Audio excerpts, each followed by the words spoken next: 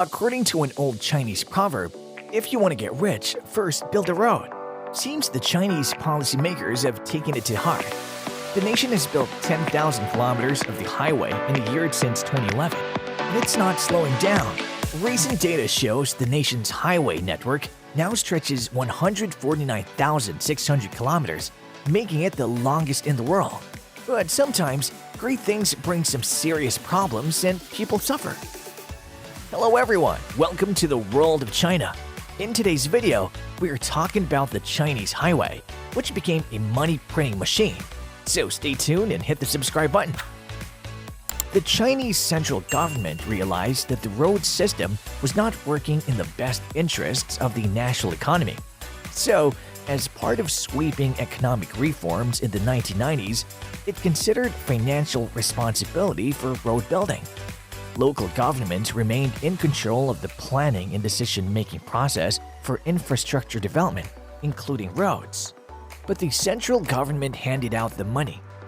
And then in 2005, Beijing announced it was also taking control of the strategic planning of the nation's highway infrastructure.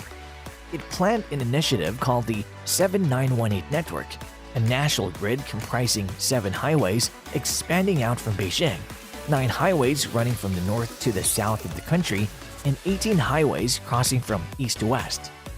When the global financial crisis hit in 2008 and China's export sector shrank, the central government accelerated the construction of infrastructure projects such as the 7918 Network as a means of stimulating the domestic economy. After that was complete, they started to build ring roads around huge metropolitan regions and connecting those ring roads to the national network. Today, China continues to pour money into its highway system. According to the officials, the central government is now using road building to facilitate its larger regional strategies, for example, the formation of megalopolises.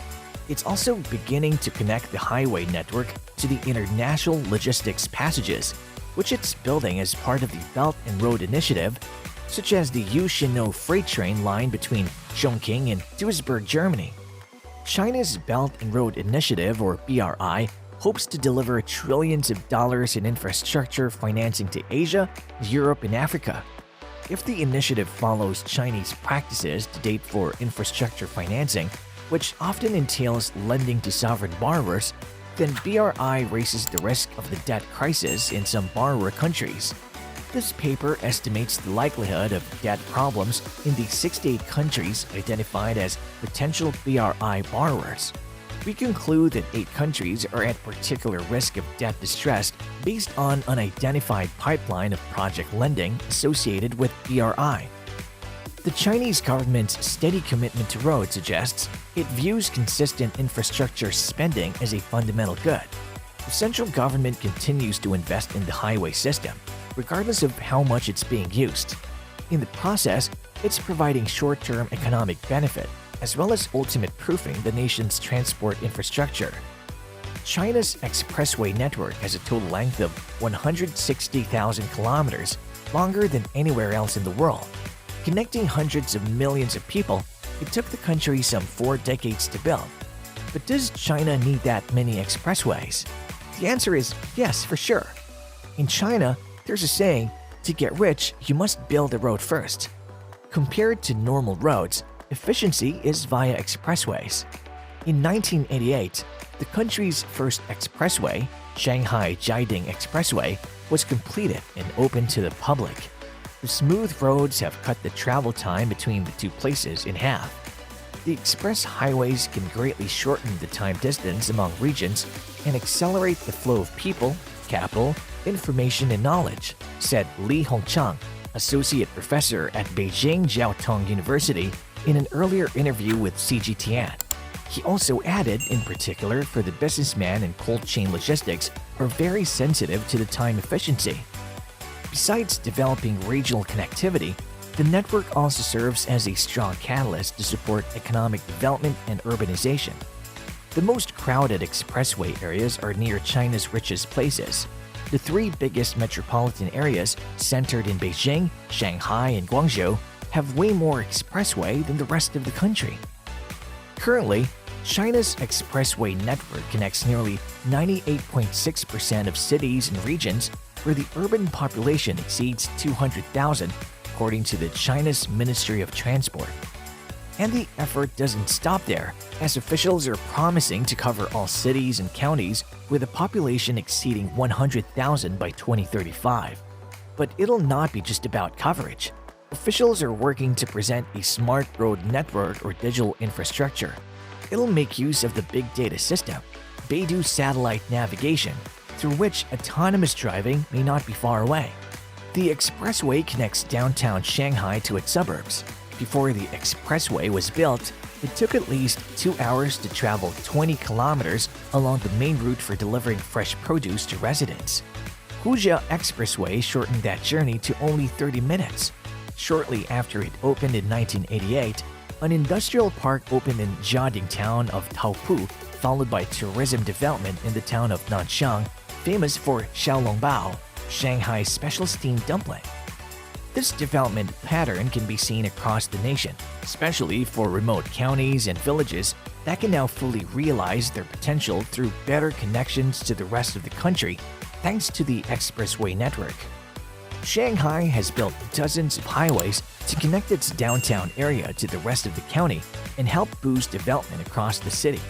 Yangshan Deep Water Port, the world's largest container port, has a quarter of its landed goods transferred on highways. Shongmen Island, set to host China's 10th Flower Expo next month, is connected to other parts of the city through the Changjiang Tunnel Bridge Expressway and has become a favorite vacation spot.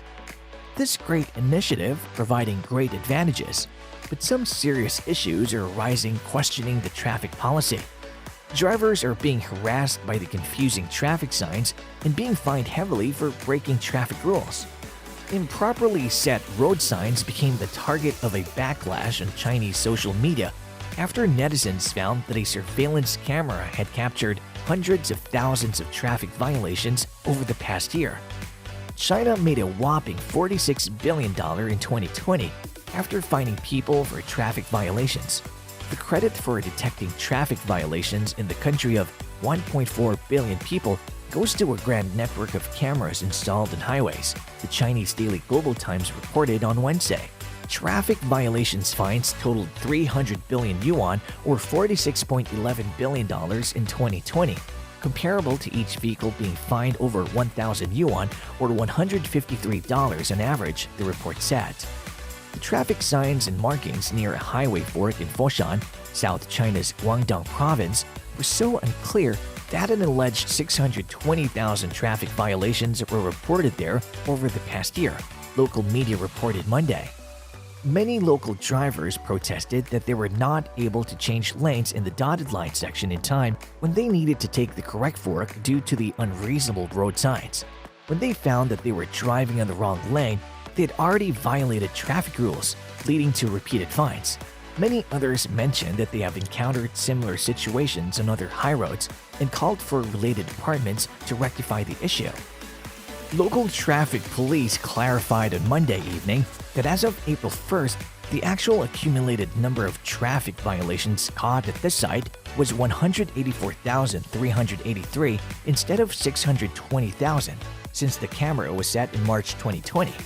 It seems like the Chinese government is doing this intentionally.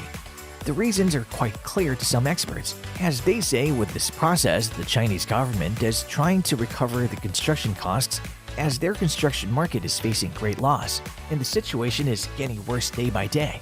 Undoubtedly, this process is unethical and should be resolved soon.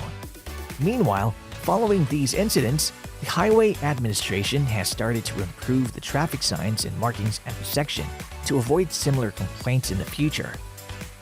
And that's all for today. Thanks for watching the video. Give this video a big thumbs up and share your thoughts in the comment below. For more exciting videos, subscribe to the channel and hit the bell icon. I'm dropping new videos regularly. Till then, check out the channel for more exciting videos.